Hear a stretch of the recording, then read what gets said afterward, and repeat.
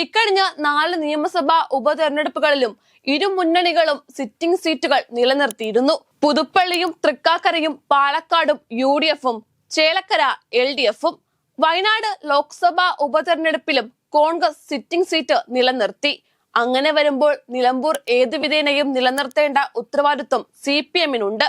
പിണറായി സത്തിന്റെ അവസാന ആണി നിലമ്പൂരിൽ നിന്നാകുമെന്നാണ് അൻവർ ആവർത്തിച്ചു വ്യക്തമാക്കുന്നത്. നിലമ്പൂരിൽ ഉപതെരഞ്ഞെടുപ്പ് നടത്താതിരിക്കാൻ RSSന്റെ സഹായത്തോടെ കേന്ദ്ര തെരഞ്ഞെടുപ്പ് കമ്മീഷനെ സ്വാധീനിക്കാൻ സംസ്ഥാന സർക്കാർ വലിയ ശ്രമവും ചർച്ചയും നടത്തുന്നുണ്ടെന്നും അൻവർ ആരോപിക്കുന്നുണ്ട്.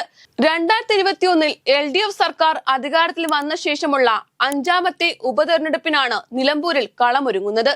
MLA സ്ഥാനം രാജിവെച്ചുകൊണ്ടുള്ള പ്രഖ്യാപനത്തിന് പിന്നാലെ VD സതീഷിനോടും രാഹുൽ ഗാന്ധിയോടും ഇതുവരെ ഉന്നയിച്ച സർവ്വ ആരോപണങ്ങൾക്കും മാപ്പ് പറഞ്ഞുകൊണ്ട് UDFന്റെ പിന്തുണ ഉറപ്പിച്ചു അൻവർ.